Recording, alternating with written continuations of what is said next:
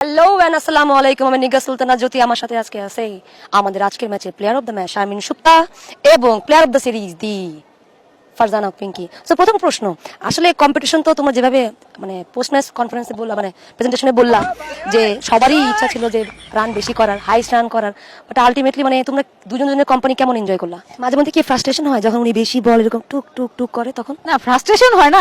ও যে আমাকে শান্ত করে, এটা আমার ভালো লাগে মাঝে মাঝে, যে আমাকে প্রসেসে ফিরে আনে। এই যে আপনি ব্যাটিং গুলো করেন, এরপরে পিছনে কি ক্যাপ্টেনের কোনো হাত আছে? অবশ্যই ক্যাপ্টেন তো আমাকে সবসময় রাগাই দেয়। এটা হলে সবসময় তার একটা আমি পিস নাকি তার উৎসাহ, আই ডোন্ট নো, বাট তার এই জিনিসগুলো কবে শেষ হবে আমি তা জানি না। বাট আমার খুব ইচ্ছা থাকে লম্বা ব্যাটিং করার, আর লম্বা ব্যাটিং করতে পারলে দলের জন্য খুব ভালো থাকে। এর জন্যই আমি আসলে চেষ্টা করে যাই, আর আমি ব্যাটিং করতে খুব পছন্দ করি। এটা তো সবার আগে ক্যাপ্টেনই ভালো জানা। আয়ারল্যান্ড সিরিজটা আপনি যে আমরা যে 3-0 জিতলাম, টিমের জন্য কতটা ইম্প্যাক্ট ফেলবে নেক্সট সিরিজ খেলার জন্য?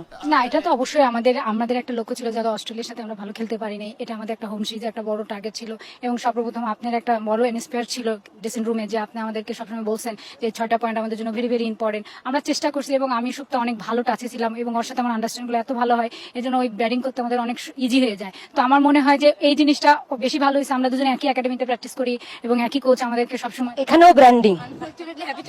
তারপরে এই জিনিসটা আসলে আমার অনেক ভালো লাগছে, এবং ওরও কমফোর্ট লাগে যে আমার সাথে ব্যাট করতে। তো আমার মনে হয় এইরকম অনেকদিন পর আমরা লম্বা একই জায়গায় ব্যাটিং করার সুযোগ পাইছি, এবং এখানে খেলতে পারতে খুবই ভালো লাগতেছে। খুবই ভালো লাগতেছে, খুবই ভালো লাগছে। ওরাই সব বল খেলতেছে, আমরা তো নামতে পারতেছি না। মানে দুজনের বলতেছে যে দুজনের উনারও ইচ্ছা ছিল যে হাইস্ট রান করবে, উনারও ইচ্ছা ছিল হাইস্ট রান করবে। তাহলে আমরা কি করতে আমি কি করতে আসছিলাম? আমাদের হাসান ভাই যে একটা টার্গেট দিয়ে রাখে যে ব্যাটার ইজ ব্যাটার, যে কাজটা করতে হবে। তো আমরা তো জানি আমরা রান না করতে হলে টিমে থাকতে পারবো না, এজন্য আমরা ওই প্রসেসে থাকি যেন আমাদের হাসান স্যার হেড স্যার। তো এজন্য আমরা রাবে, তুমি আজকে 2 ম্যাচ পরে যে ভালো বল করলে কেমন লাগলো?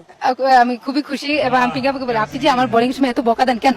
আমার খুব মাইন্ডে লাগে আর বলগুলা এত স্লো ডেড বল হয় না, আমার যে মাঝে মাঝে মেজাজ গরম হয়ে যায়। আমাদের বল তুমি পাইলে কি করতে? বুঝলাম যে ওরা আমাদের ক্ষমা। না, এটা অবশ্যই আমি মনে করবো উইকেট অনেক ফোকাস করে, কেন থার্ড উইকেটটা ছিল, এটা আসলে আমার কাছে মনে হয়েছিল যে আমি টেস্ট উইকেটে ব্যাটিং করতেছিলাম। তারপরে সুপ্তাকে আমি অনেক বলছি যে সুপ্তা সেকেন্ড ইনিংসে কিন্তু অনেক বলটা কালো হয়ে আসতেছে, এগুলা বলা যাবে না, কিন্তু উইকেটের বিষয়ে কথা বলা যাবে না, এটা আইসিসি কন্ট্রাক্টে নাই। ও তাই? উইকেট অনেক ভালো ছিল, তুমি অনেক ভালো ব্যাটিং করছো। অনেক ভালো ছিল, লো ছিল। আর আমরা বলারটা ভালো করি নাকি আমাদের বলারের ভিতরে আসলে কিছু আছে? অবশ্যই আমাদের দল হিসেবে স্পিনার আমাদের অনেক ভালো একটা ফলোতে আসতেছে, এবং আমরা এটা বিশ্বাস করি ওই স্ট্রেন্থে তো আমরা যাচ্ছি প্রতিটা ম্যাচ। অনেক হয়ে গেছে, কারণ পিঙ্কি আপু লাভ ইন্টারভিউজ এন্ড এভরিথিং। আমাদের রিলস বিগ কোশ্চেন, পিঙ্কি আপু, আপনাকে যে এক জায়গায় ফিল্ডিং এ দাঁড় করার সময় আপনি হাঁটতে ইয়েতে চলে যান, স্পিন বলিং সময় আপনি ফাইনালে দাঁড়াইছিলেন, মানসিকতা না?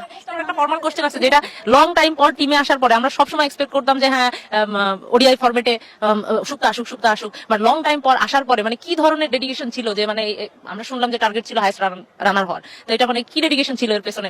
যে ডেডিকেশন বলতে লাস্ট ফিউ মান্থ আমি আসলে অনেক পরিশ্রম করেছি, এবং সেই অনুযায়ী আমরা যে লাস্ট প্র্যাকটিস ম্যাচ গুলো খেলেছি এখানে আসার আগে, তো ওখানে ওই 4টা ম্যাচে আমি 193 এর মতো রান করেছি, এবং হাইস্ট রানার হয়েছিলাম। পিঙ্কি আমাকে অফিসিয়ালি একটা প্রাইজের ব্যবস্থা করে দিয়েছিল, থ্যাঙ্কস টু হার। এবং ওখান থেকে আসলে আমার মনে হয়েছে যে এখানে যে 193 রান করেছি এবং 4টা ম্যাচে, ওটার জন্য আমি 200+ অ্যাটলিস্ট করতে পারি, এবং হাইস্ট রানার জন্য টিমের হয়ে করতে পারি। ওখানে যেহেতু করতে পেরেছি, এখানেও ইনশাল্লাহ করতে পারবো, এই বিলিভটা ছিল। এই ইন্টারভিউ চলতে থাকবে, এবং আমার কাছে যেটা মনে হয় ক্রিকেট শেষে বিসিবির পক্ষ থেকে আমি একটা জব পাইতে পারি।